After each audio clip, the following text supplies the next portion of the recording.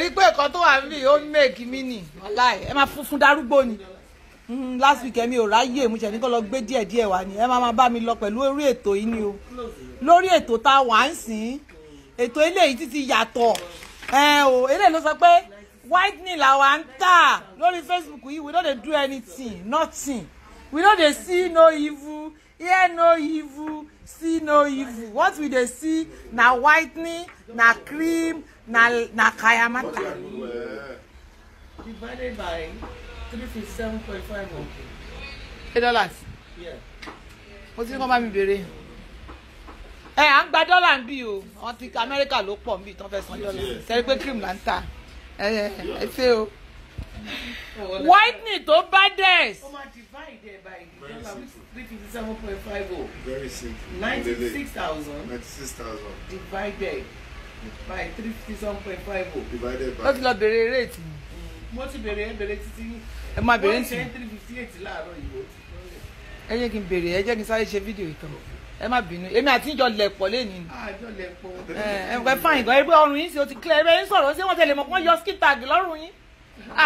ojú kọ́ mi ara mi fẹ́ ta ẹ̀. ìyá tó yọ ẹ sísá mi tó yọ síta lọ sọ̀rọ̀ yẹn ẹ lè mọ̀ kí wọ́n yọ skin tag lọ́rùn aláwàwí professional.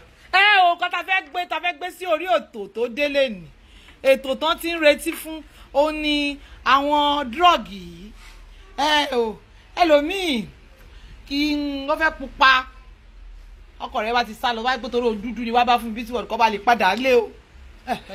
mi ò lè kúrò kémi máa lọ. àbí tẹ fẹ́ fi iṣẹ́ fẹ́ gbé injection lé lórí. ẹ mọ̀ pé nǹkan tẹ̀mí bá ń ṣe texted and trusted. èmi ni mo máa ń jẹ ọmọ mi yẹn ló máa ń jẹ́ ìsinyìí bó ṣe ṣe ọrùn yìí ló máa aláìtẹ́ bá ti jáde tó bá wá di àárọ̀ ọ̀la èbó lẹ́dì. àwọn ọmọ alóde máa ṣàlùmọ̀ ọlọ́run adùnní aláì alómásísẹ́ ìdarúgbó ni arẹ́ẹ̀rí ni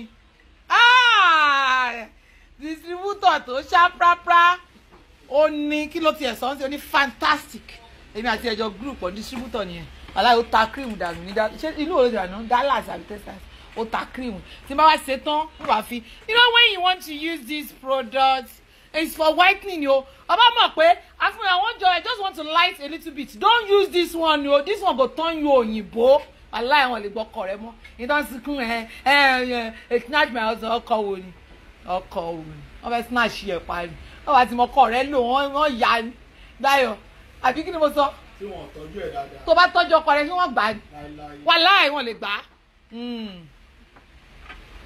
I married my husband 100 years sorry story ni ẹ jọ ẹ lo kíní eléyìí whitening tó ṣá prapra ni wàláì arúgbó lè lò ọmọdé lè lò wọ́n lò fọmọ kékeré o mi ò trust yín lórí social media yìí o ọmọ ní ọmọ mi ti dúdú àfi mi ṣe mo lè lò fọmọ rẹ wọ́n gẹ̀ẹ́tì rẹ nú o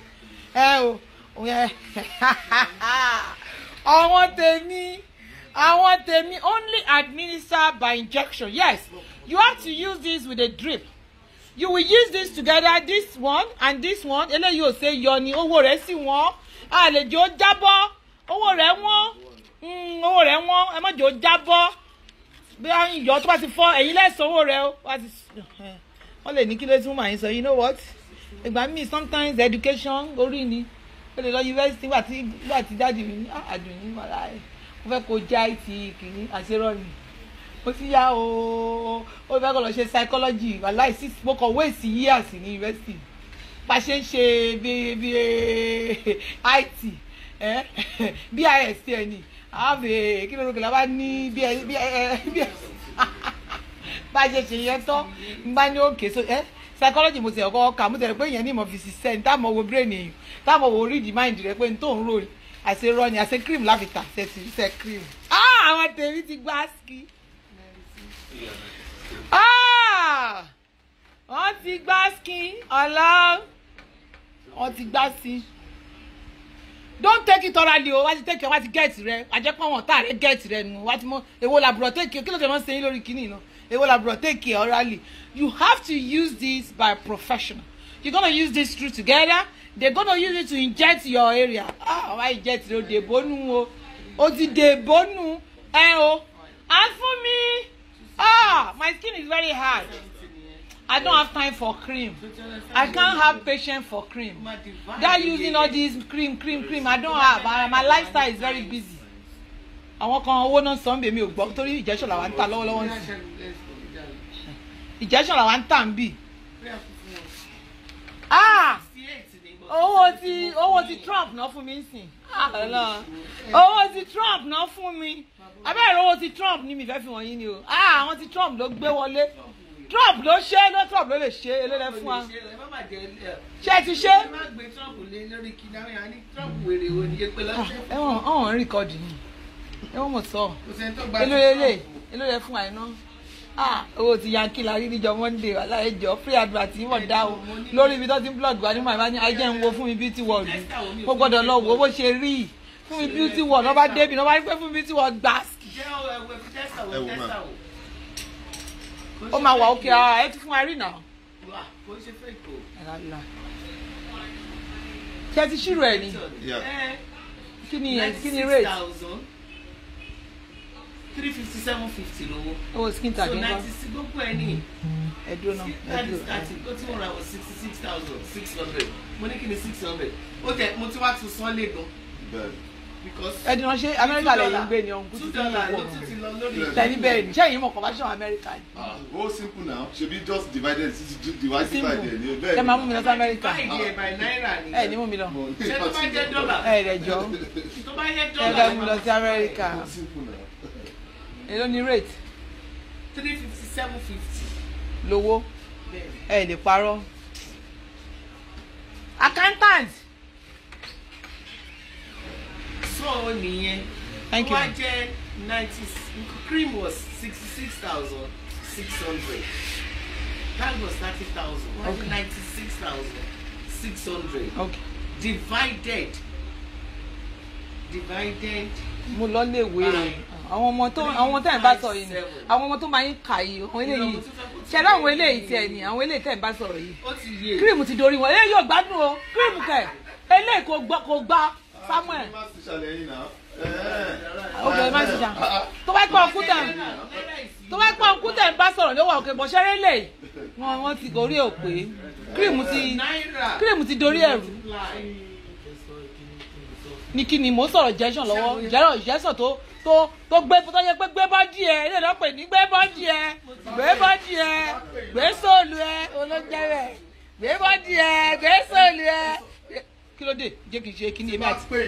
àǹtí thank you very much ẹ lọ sùn láti odidi airport lẹ́ngbà níbọ̀ ní fúnfíà thank you so much ma thank you. ṣé mi ó mọ̀ pé múùdù ni mo lè dọ̀lá kí ni mi ò tá fún ẹ mọ́. ó lè sọ̀rọ̀ mo lè dọ̀lá kí n change wọn kí múùdù mi sìn ó yìí wà ní level tó dáa ní ẹ̀mí ìta fún ẹ mọ́ orúkọ tó fẹ́ rà ti pọ̀ jù mí tẹ̀ tà mọ́ mi ò change mi ò ta fún ẹ mọ́. Just say káfí tó ti gbọ́ ìta fún ẹ mọ́ múùdù mi ti change. dọ́là làwa ná àwa ò ná náírà àwọn owó dọ́là ó fọ́ọ̀kan rí mi.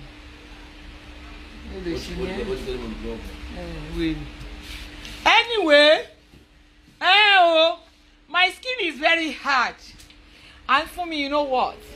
I have one man that sanwó mi lọ́wọ́lọ́wọ́. Olóhùn ò láìkí dúdú. Olóyìnbó ló bá dé òun ní àdùnní.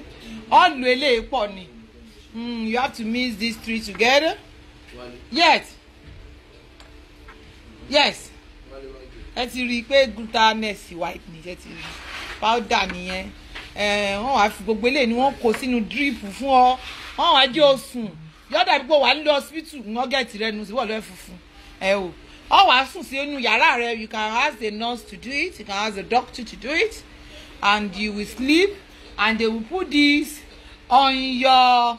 Wọ́n fi ọwọ́ rẹ báyìí wọ́n inject rẹ ní. Mọ́wọ́ rẹ wá jẹ́ kí n fọwọ́ rẹ ṣe sample. Ọwọ́ ọmọ mi kan báyìí ni tẹ́tí lọ́wọ́ rẹ̀ bọ̀ ọwọ́ rẹ̀ dúdú. Ẹ ti kọ́ ọwọ́ rẹ̀ dúdú ọmọ mi ni. Ẹ wàá mú abẹ́rẹ́ wọ́n ti ṣe drip sókè. Wọ́n bá ti ṣe drip sókè. wọ́n wàá mú abẹ́rẹ́ wọ́n wàá fi sínú vein rẹ̀ wọ́n bá ti fi sínú vein rẹ̀ drip yẹn á fún ní 30 minutes yóò mọ lọ wàhálà tó nídìí ni. After 3 months you can come back and you can put it maybe after 3 months you can do it. Yes, after 3 months you can come back and you can do it every 3 months. And while you get yourself, you can get one of our very good products to maintain yourself. But this one is going to give you flawless whitening. Oh, no blemishes. I have a spot on my body. I have a reaction on my body. Everything will be flawless. From the inside, the whitening will come out. And you know the advantage of this thing is comes from a pharmaceutical company. It comes from them and is tested and trusted. Yes. Custom but affect by one clear, one work is allowed in our country. You understand? It's not that we go to maybe Sunday market, go and buy it. It's not we go to trade fair, go and buy it. We buy it from abroad and they ship it. We have a loads of these in our warehouse because you know we ordered quite a lot. You know, this one is for whitening. You understand? What you need to do is just inject yourself with a drip. Don't inject yourself directly. Don't inject it directly. Alright. All of this said you. Come on, Lord, dàbí turkey o. Mo dàbí turkey o. Fún mi ló sọ bẹ́ẹ̀. Mo wá sọ́dọ̀ fún mi o. Ó lọ wá drip. Wọ́n wá tẹ gbogbo oògùn yìí sínú drip. Tó bá ti tẹ gbogbo oògùn yìí sínú drip. Ó wá sá prapra ọmọ funfun. All you need to just get cream and oil. You know, you don't even need a scrub. You can get a very good soap, cream and oil. And the product comes with a cream. This is the glutinous cream. You can use the cream with it. This is the cream. This is the cream. This is the lotion that comes with the product. So you can use this while you inject yourself. You can have this in the house and use this cream. And you can buy one of our body exfoliating body wash. You can buy our oil to use with it. And the advantage of this, it has of vitamin C. And all these things is very, very good for your skin. It's very, very, very good for your skin. It's very, very good for your skin. And it gives you a very permanent white. Ọba rẹ lomi lórí títì tó pupa tí ò ní flawless, no wrinkles, no kí ló ti ń pè, no spot, no knuckle, no black leg, no black feet. I like whitening injection. This is saying, but if you have been using one of our cream for a long time, you can have the same skin type. You know, but they just want something that we're gonna give them the results immediately. That's why we order these. I have to do a lot of research. You know, from the beauty world. You know, one thing about me is I love to do research, finding, because what I want to give my customers home there, it has to be authentic. It has to be authentic. It has to be from a very, very good registered pharmaceutical company in the world. One of the top pharmaceutical companies in the world that is tested and trusted. You know, you can go on their web, you can do their findings. And we are one of the distributors in Nigeria. You understand? Lerira, you cannot buy it in the market. You cannot buy it in the pharmacy. You have to buy it from one of the distributors. And you know, from the beauty world, I happen to be one of the very good distributors. Do you understand? We have loads of these that you can buy. You understand? It gives you a permanent flawless skin. Distributor ní sọ̀rọ̀. Distributor tó bá yá distributor náà ní èlé tó máa ṣá prapra tí ó mọ̀ tà. Cream là ń tà. We sell cream. We sell whitening. And we sell Kayamata. From the beauty world, we don't fight anybody. We don't have anything against anybody. What we have is for you to have a beautiful skin tone, a good flawless skin tone, so that you can look good, so that your husband will not run away from you. He's the poju re o ti ní spot tí ó ti spot ó ti poju rẹ̀ ní ogboko rẹ̀. Ari e do ara sha bra ara wọn yẹn wá sexy, tó máa beautiful. Ala ó ti lo whitening. Ó sì lè dúdú ká jẹ́ pé tí ogboko rẹ̀ wọ́n dúdú ni. Ó sì lè lo very glow wa tó jẹ́ ọmọ dúdú tí ó mọ dán. Yes, that's what we do at Funmi Beauty World. No shaking. We are what? We are unshakable. We are unstoppable at Funmi Beauty World. But we have a lot of things coming up at Funmi Beauty World that we're going to introduce to you. And this is one of them. Do you understand? This is one of them. Yeah? Please bear with me. Bear with me. More alone in live video.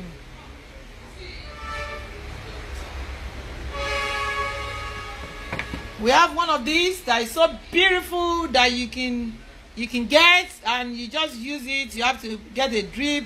I think maybe about 250 mils drip or 300 mil. And when you get this, do you understand? When you get this and you inject yourself, and as you inject yourself, you see your skin size changing. And one thing about this product is very good. It's very good for your liver. It's very good for your liver. It has a vitamin E inside the drug, which is the Asconex. That one has a vitamin E inside.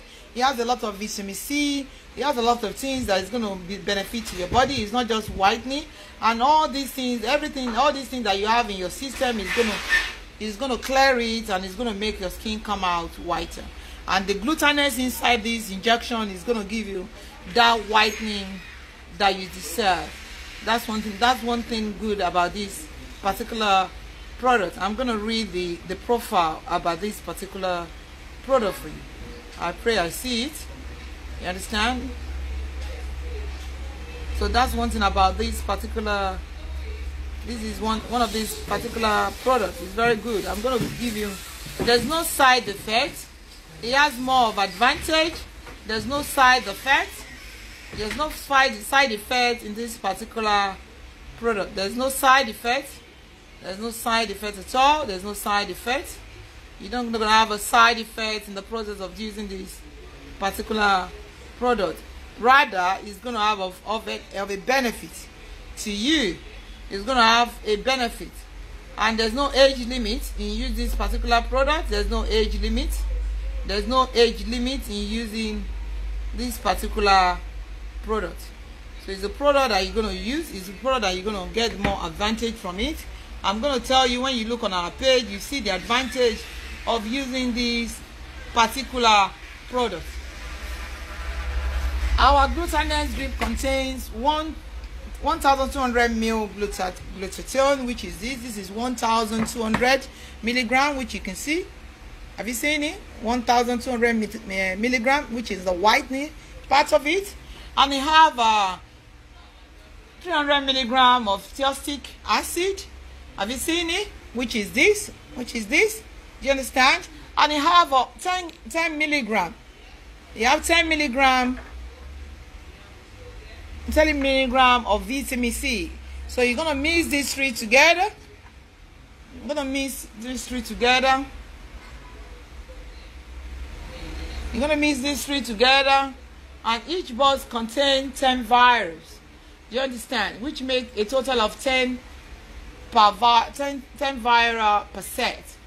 And increase, the benefit of this is increase overall energy. It slows down the anti-aging process.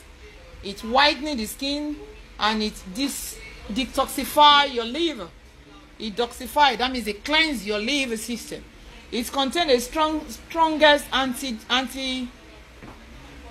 antioxidant that slow down the aging process and rejuvenate your skin. You understand?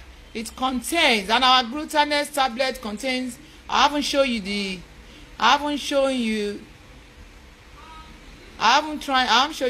tablet. This is a tablet. You can buy our tablet. This is our tablet. You have a tablet if you don't want the injection. This is a tablet. They are sealed. And inside the tablet, we have 100 tablets, which I myself have started using it. Yes, I myself have started using the tablet. You understand? Yes, and the tablet does the same thing with the injection. It's just that the injection is more faster than the tablet. And if you use the tablet continuously for a few months, I think it's a 3-month supply, because it has 100 tablets inside it. Have you seen it? It has 100 tablets. So if you use this, you for 3 months, before you finish it, you're going to see your skin is going to turn whiter. Our Glutathione contains pure glutathione tablets that improve your liver function and make your skin whiter. That's what it does. As you see, it's not going to damage you. Yeah?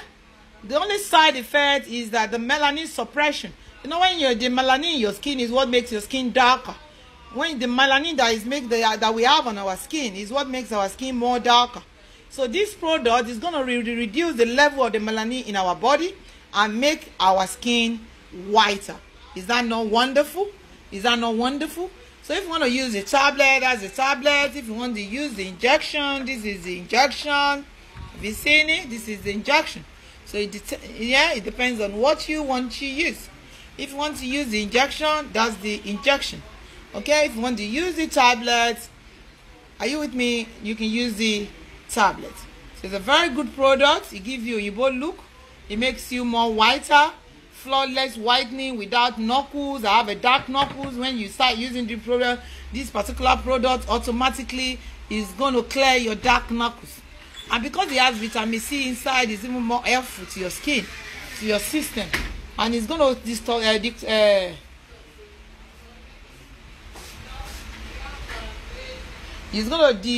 it's going to detoxify your liver. That means it's going to cleanse your liver. It's going to make your liver function very well. All these rubbish that you maybe 13 jẹ ẹ̀dọ̀, 13 jẹ ẹran, 13 jẹ gbogbo ògúnfe, wíwó ni, ẹsẹ̀ ẹran wíwó ni, gbogbo ló ti settle sí liver yín. This particular injection is going to detoxify it and it's going to give you a beautiful skin. You understand? It's when it starts detoxifying your skin, that's why your skin starts changing. So it's not something that is going to give you side effects. It's not all these injections that is selling in the market. And for Funmi Beauty World to put something on my profile, you know, and this is my profile, awo kì í báyàn jà, awo kì í búyàn, kátà wá ń ṣe mí ni pé cream la wá ń tà. We don't do any business here to look after your skin. We make sure you achieve a beautiful skin. We make sure your skin is more beautiful and more glowing and is more sexy. You understand? So that you can look young. Oh, ní máa pariwo kiri wọ́n ti gba ọkọ mi o. Ẹ bá wá o. Ní wọ́n wọ́kọ̀ rẹ kiri lórí Facebook. Wàláì, ọkọ rẹ ó mọ glow, tí ó mọ sexy, tí ó mọ ìyàwó mi ó fine. You look beautiful. You look sexy. You look, wàláì, after many marriage, look at you. You don't even get younger again. And you know advantage of this particular injection, you know all this aging thing, it will reduce all this aging on your skin. No wrinkles. Honestly, you look so young. When people see you, they will think maybe your age is 60, they will think maybe you just turned 30. You know, that's what all these Nollywood people they use in America, and they look so young. They use injection. Do you understand? They will inject themselves by professional and they repeat it maybe every occasionally. So that's what we're selling, our Funmi Beauty World.